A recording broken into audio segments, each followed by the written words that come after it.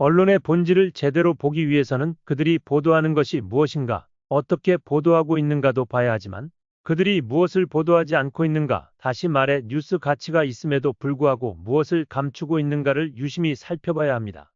2024년 6월 10일 각 언론들은 허경영, 유죄 확정, 2034년 대선 출마 불가능을 주제로 한 뉴스를 집중적으로 다루었습니다. 연합뉴스를 비롯해서 적어도 34개의 언론사에서 이를 다루었습니다. MBC 메인 뉴스 데스크에서는 2분 28초 분량을 할애해서 공중파로 방송을 했고요.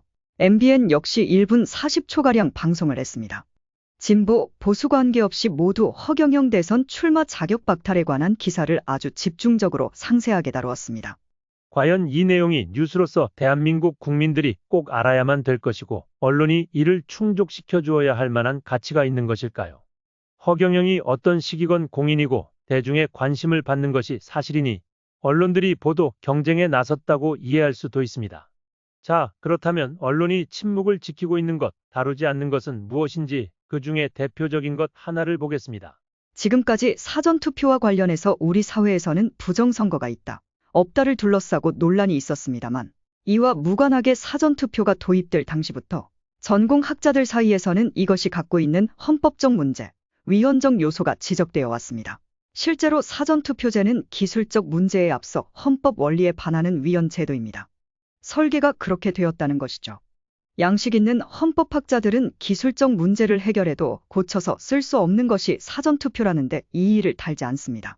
독일의 경우 주권 행사는 동일 시점에서 행사되어야 된다는 이유로 2022년 베를린주 헌법재판소가 일부 투표소에서만 문제가 있었지만 전체 투표를 다 무효 처리했습니다. 문제 있는 투표소에서만 나중에 다시 투표하면 된다는 당선자들의 이의를 받아들이지 않았습니다.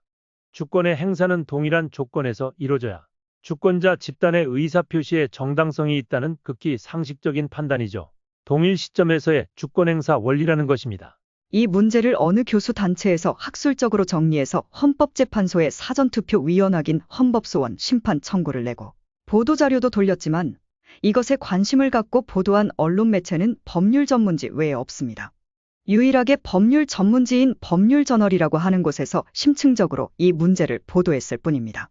허경영이 2034년까지 대통령 선거에 나가지 못하게 되었다는 내용과 사전투표제는 동일 시점에서 주권이 행사되어야 한다는 헌법적 권리를 근본적으로 침해하여 위헌이라는 위헌소송이 제기되어 현재 헌법재판소 본안에 회부되어 있다는 소식 중 어떤 것이 더 뉴스 가치가 있을까요?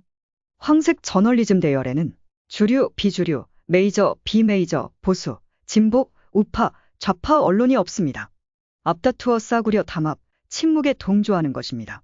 조금이라도 생각하고 공부하고 써야 할 기사 같으면 아예 입 닫고 마는 것이 현재 대한민국 기자들의 모습이라고 해도 과언이 아닙니다. 그저 유명인들, 정치인들 페이스북이나 검색해서 쓰거나 다른 통신사것 베끼는 것이 취재의 전부, 기자 업무의 전부로 알고 있지는 않은지 심히 우려되지 않을 수 없습니다. 기자뿐만 아니라 데스크에서 기사를 선별하는 간부들, 언론사 경영진들도 마찬가지겠죠.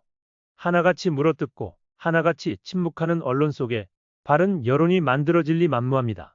이런 언론을 견제하는 것은 이제 시민의 몫이 되었습니다. 언론이 바로 서야 나라가 바로 섭니다. 반듯한 시민이 반듯한 나라를 만들어 갑니다.